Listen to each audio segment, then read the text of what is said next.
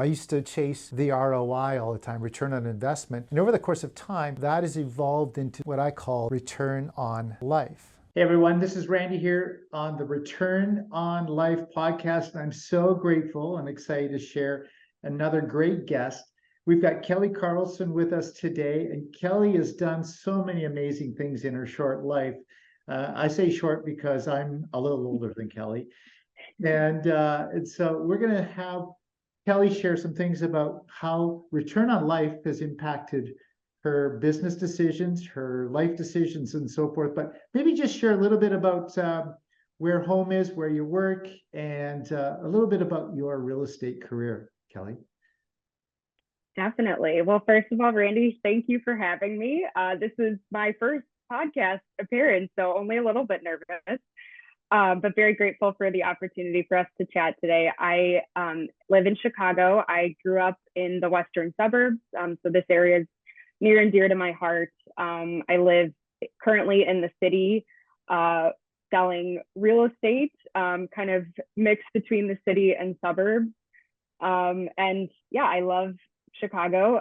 This time of year, like we were talking earlier, it's 80 degrees today. So very grateful for a little sunshine. Awesome, man. What a great day. 80 degrees and 80. Love that. So share a little bit about the journey from, going from whatever you were doing, I'll let you share that, into real estate, and why real estate. And does that fit into the return on life concept? Absolutely. So I'll take it way back to my high school days. I kind of set out to explore architecture in college. So I took every single, pre-engineering, pre-graphics class I could at the time. But I was graduating high school kind of in a post-recession world. So I think there was some external voices that had said, like, go for something that is stable. So I chose engineering. So I went to engineering school at the University of Illinois. Amazing program, was a classmate amongst some really smart people. Sort of knew kind of midway through that I didn't see the traditional, designer route for myself. So kind of started to explore options in business consulting, and landed at a Big Four firm right out of college, and did that for a few years, worked in management consulting at a smaller firm after that. And I think, at a time when a lot of people were reconsidering things in 2020, I really started to think more seriously about pursuing my real estate license. I think kind of coming from the place of always having a love for architecture and homes, and also thinking about, rather than that being throwing my, engineering and business degree away, thinking more about how could I leverage that experience in the client services world, working with big corporations, to deliver a really elevated home buying or selling experience to clients, and getting to work with people in a really intimate and personal way. And that, I think, kind of ties into the return on life aspect of it, because it is very, deeply challenging, but also very rewarding career, getting to help people in, a really probably their biggest financial undertaking that they will make. So getting to be that advisor and resource to them is definitely something I don't take lightly, but has been such a joy, honestly, ever since getting started. Oh, great answer. Great journey. For a lot of our listeners, they may be thinking about real estate because we have listeners that aren't in real estate yet. But then there's also the agent that's listening in. And so was there a crucible moment, or a moment that, while you're doing the engineering, said, listen, I got to make a shift. This is my chance. This is the time. What was it that, made you make that amazing change? I mean, it's a significant change going from this salary position to, where's my next check coming from? Yeah, totally.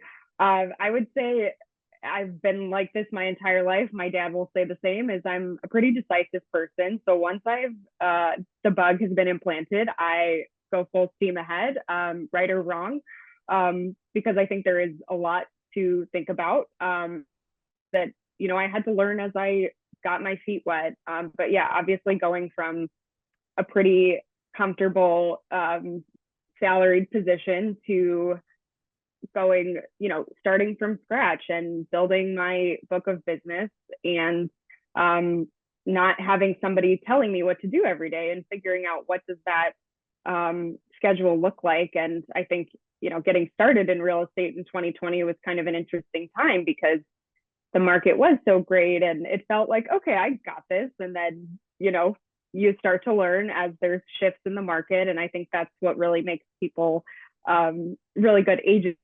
is when they have to, really buckle down and work really hard. So I'd say, and at the time when I was kind of thinking about it too, my husband was my fiance at the time, but he was in full support of it too. And I think sometimes it's easier for the people around us to maybe believe that we can do something than ourselves.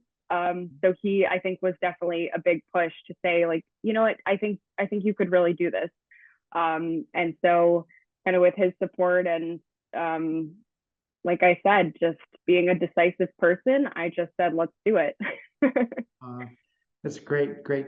Real estate is, to me anyways, is like almost 90% mindset and 10% tools and resources. I mean, most of what we do is belly to belly, but it's the mindset that we have. And you talk about being decisive. What helps you with a mindset? And maybe you talk about your husband, you talk about your dad a little bit. Are these people that influence your decision making and shaped your mind? Or is it from something else? Is it from a book or another mentor, coach, or something along the way? What's made you such a decisive person, and how do you maintain that strong mindset in the game of real estate? Sure. Yes, I completely agree with you that I think it is 90% your mindset, because it's a career where there's so much outside of our control. And we're not, if a home isn't right for somebody, they're not going to buy it, and they shouldn't buy it, and you shouldn't be advising them to. So there's a lot at play that is just, one, not our decisions, but two, outside of our control. And it's something I've struggled with in the past, is kind of those ups and downs and getting used to that. So I'd say a lot of mindfulness practice has helped me. I'm big into yoga. I got my teacher certification a few years ago, which was never really with the intention of teaching, but really more to deepen my own practice. So I'd say that is a big part of my life, and trying to meditate regularly, reading books on, mindset, spirituality. I think things that kind of can take us out of the moment of, the phone blowing up and the multiple, deals going on at once. And like I said, taking a step back and remembering, our role is to, be there for our clients. But I think there is an element of taking yourself out of the heat of the moment in some ways, and taking a step back is super important, because otherwise I think it becomes all consuming. Mm-hmm. And it's how people burn out, is, what I'm trying to avoid, I guess. Yeah. And, this podcast is all about return on life. And when I think of that, I think a lot of people will go, ooh, return on life. That means I get to travel and experience new things. Yeah, you kind of reversed that, right? You did a lot of traveling when you were younger before. And a lot of people think they have to work hard now and accumulate in order to get that return on life, whether it be lifestyle, whether travel, whatever it may be. But you did that early on. Tell us about that, and how did that shape, or is it still shaping many of your decisions? Definitely. So I sort of got the travel bug in college. I studied abroad in Stockholm and Copenhagen. So really found a love for Scandinavian culture. And while abroad, got to visit a bunch of other countries in Europe. And it's something that my husband and I definitely connected on. Both of us getting to experience new places in the world. And I think kind of having the mindset of, we're young, we don't have kids, we don't have too many responsibilities. So let's use our PTO and our paychecks to go travel and see some really cool places. And I'm so grateful that we have had those experiences, because it's just, one, with the world shutting down for a few years, that put a halt on a lot of travel plans. But also as you get older, and this is a career where you kind of have to be present. So there is some element of flexibility.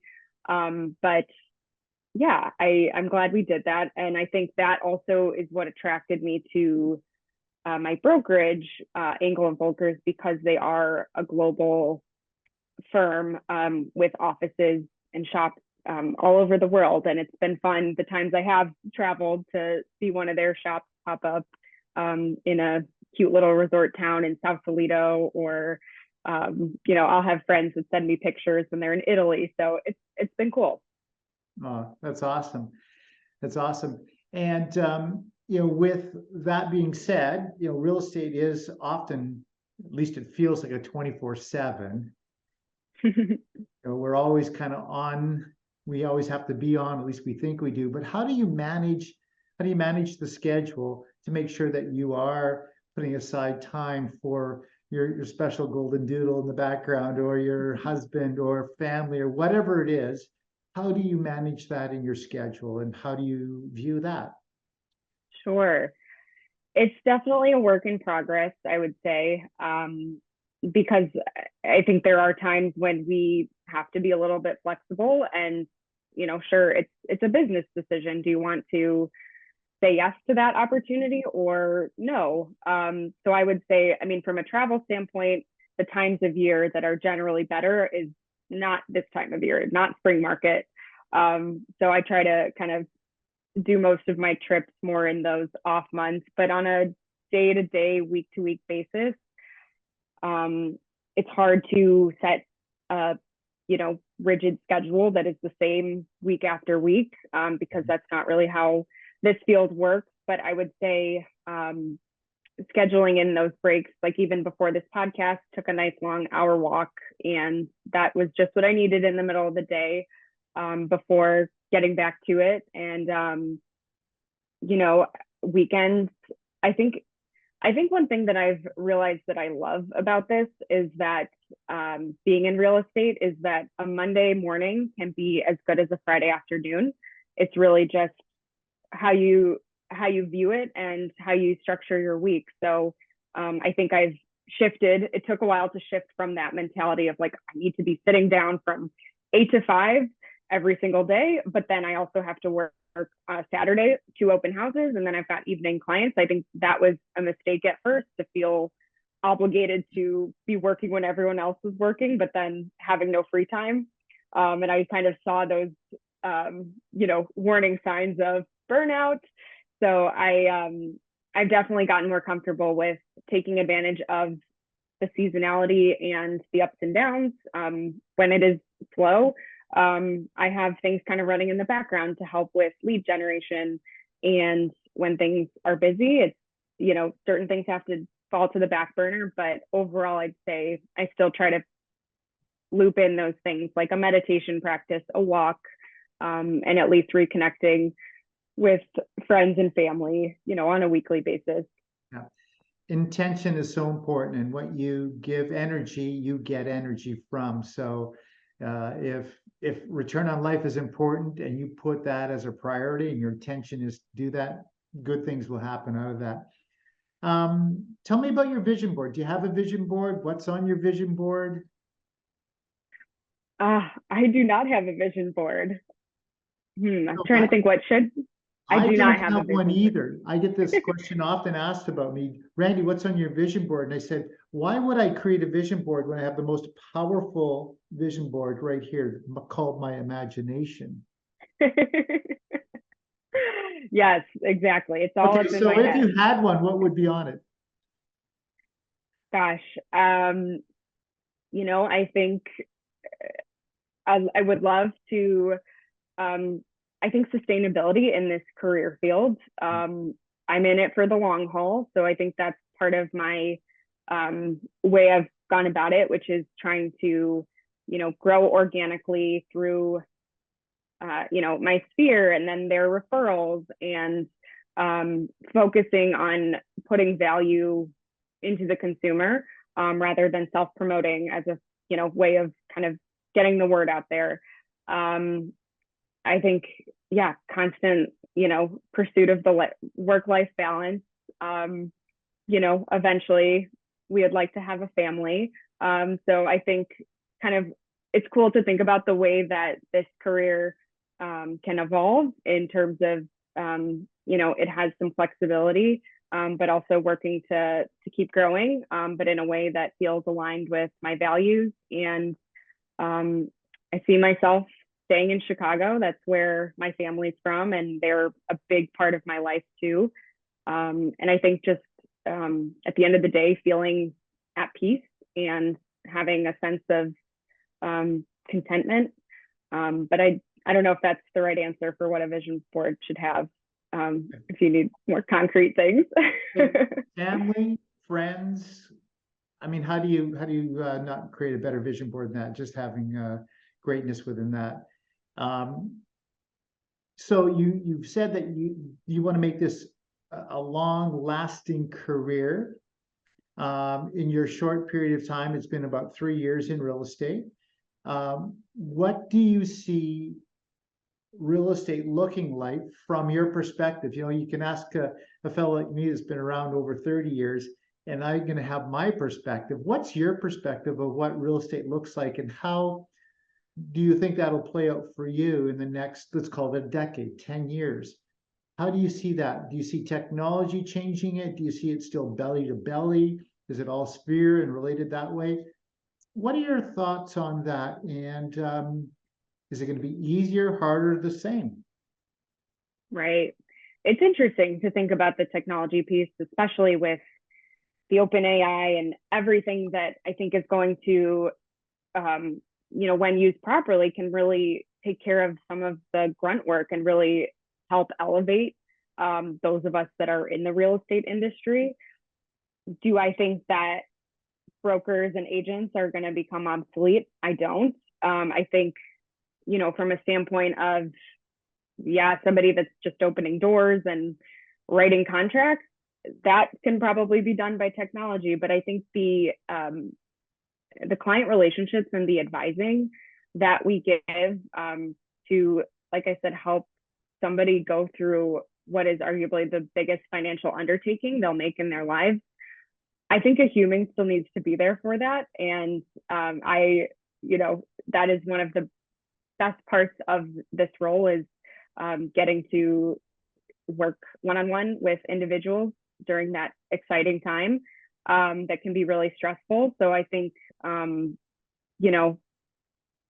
the technology will be what it will. It will help us in some ways. It might harm in other ways. But I think ultimately, for those of us that are in it full-time, taking it seriously, and really in it to help people and serve, are gonna be okay. That's my prediction, at least. What is yours?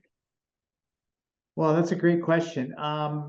I do believe technology will continue to move forward. And interesting enough, I recently interviewed Glenn Sanford, the founder of eXp Realty.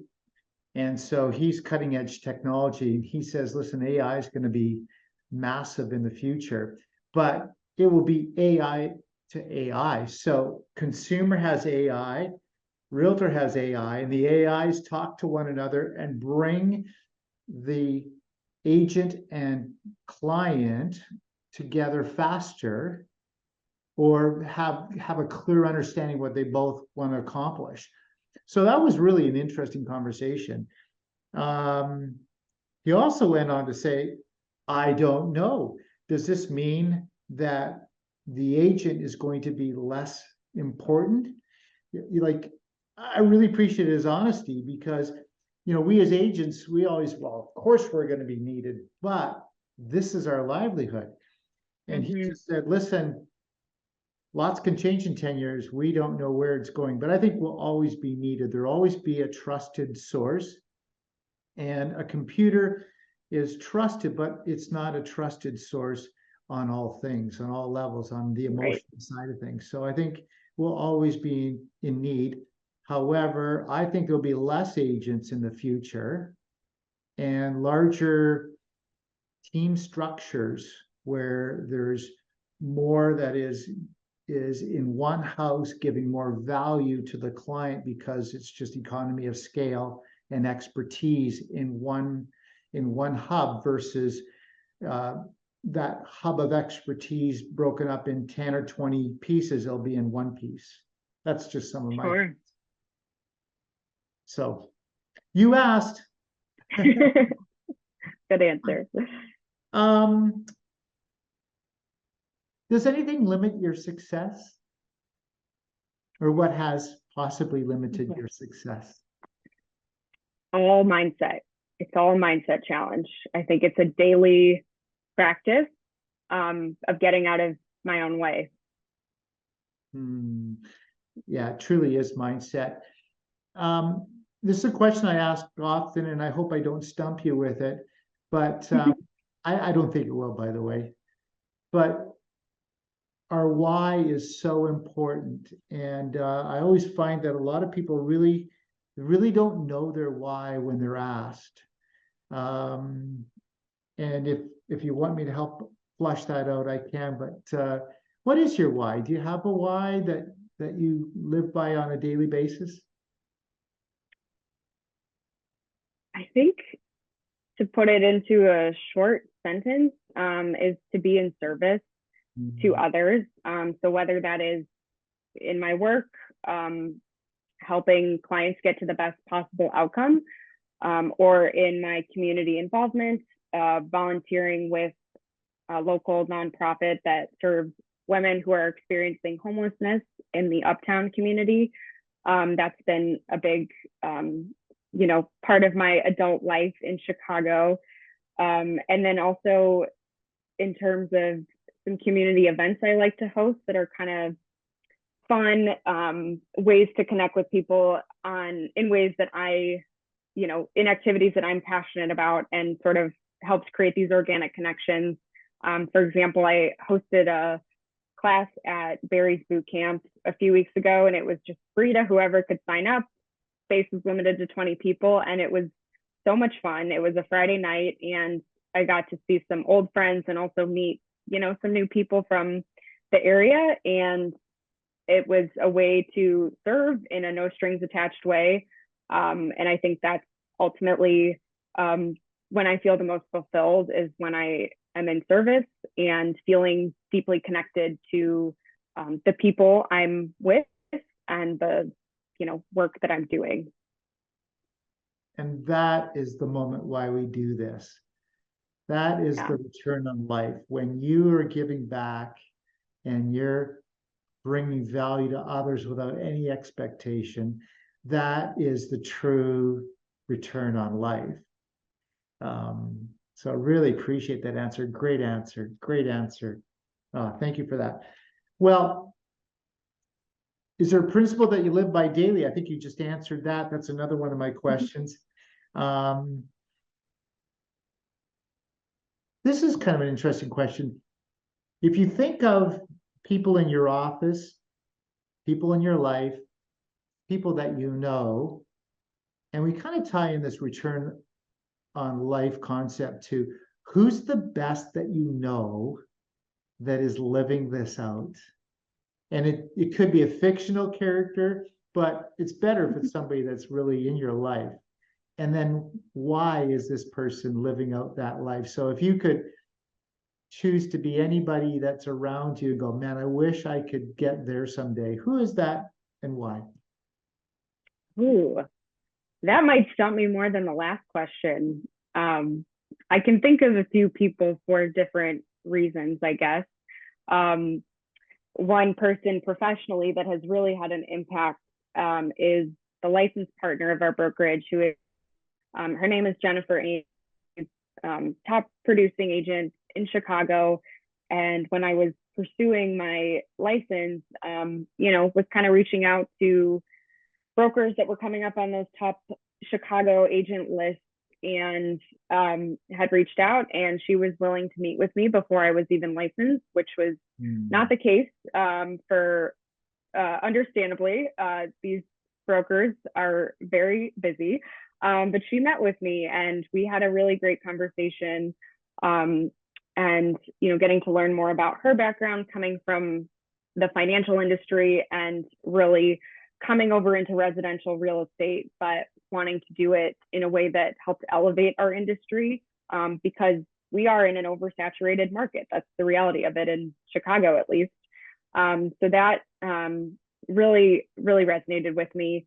And when I did get my license, she agreed to take me on as one of her mentees. So she had kind of a small cohort of other individuals who were coming over from different careers, but had proven to be successful in what they were doing, to help jumpstart their career in residential sales. And like I said, she owns our company. So she runs the brokerage. She also is a top producing agent. So I don't know how she has the time to do all of those things and also mentor a brand new agent who, I'm sure made lots of mistakes in my first couple of months on the job.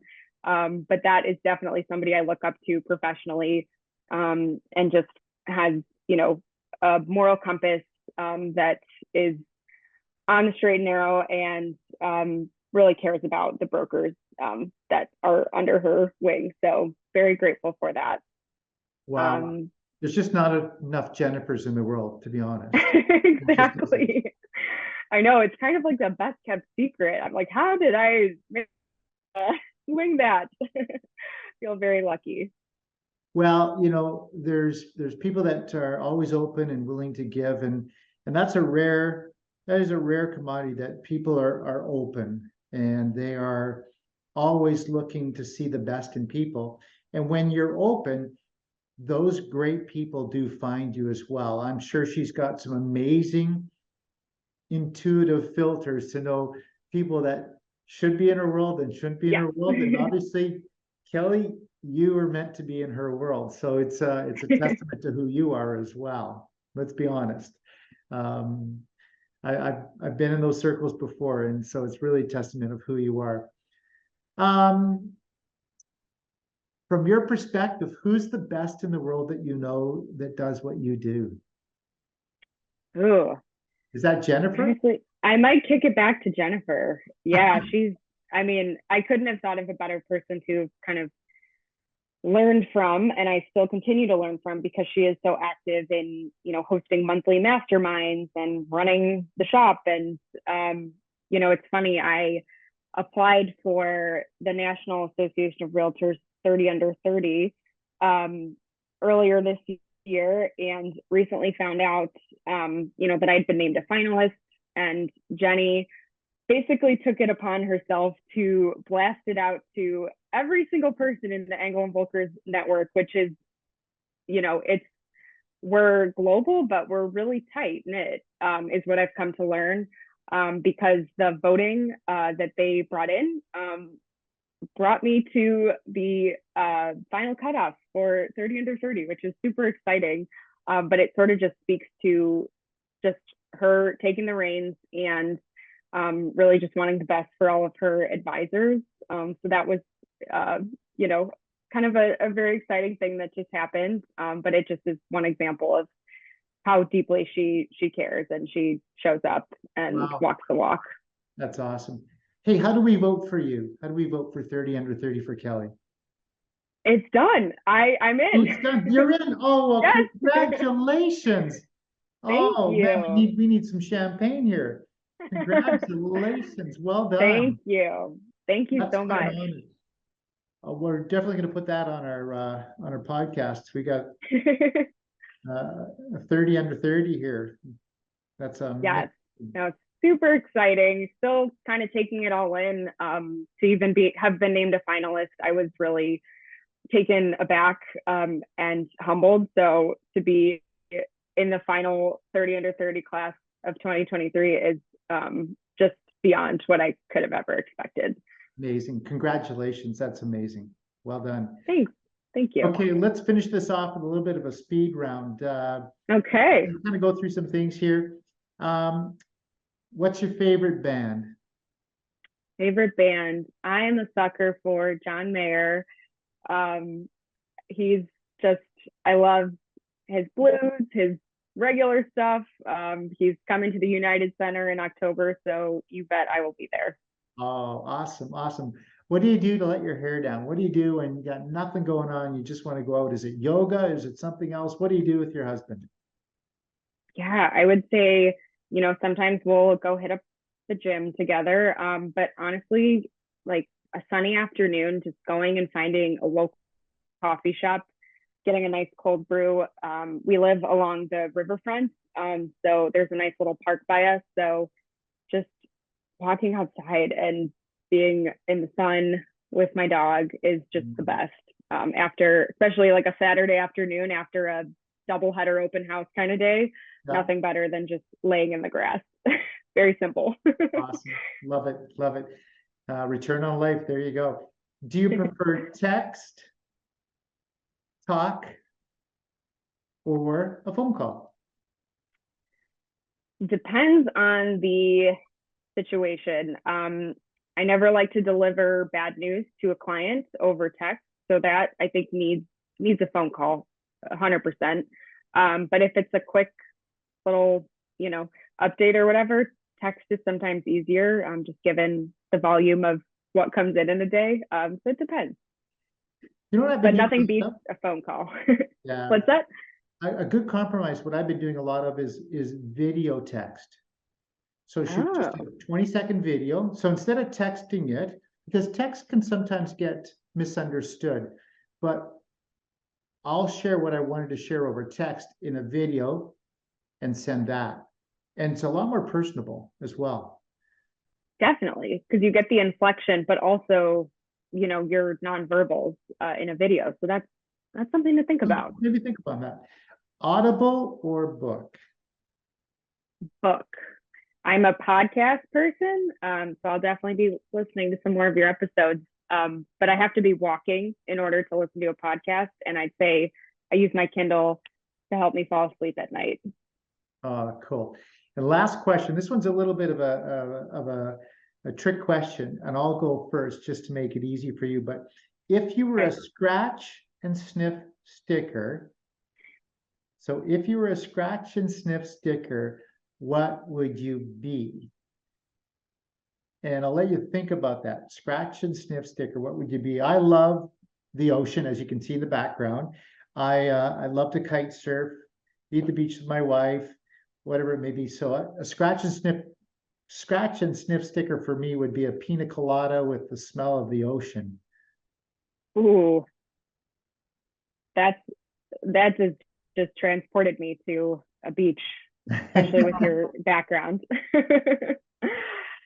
All right. I think along the same token, I really love St. Pete Beach, Florida. It's where I grew up going on vacation with my family, and my parents have a little condo there. So I will say the smell of that beach with a spicy margarita. I love a good spicy marg. And that's how we get return on. Oh, Kelly. Amen. Awesome. Thank you so much for sharing. Just a great interview. Really appreciate you and what you've accomplished, 30 under 30. And thanks for sharing all about Return on Life here on the Return on Life podcast with Kelly and Randy. Thank you. Thanks, Randy. So nice chatting with you. Awesome.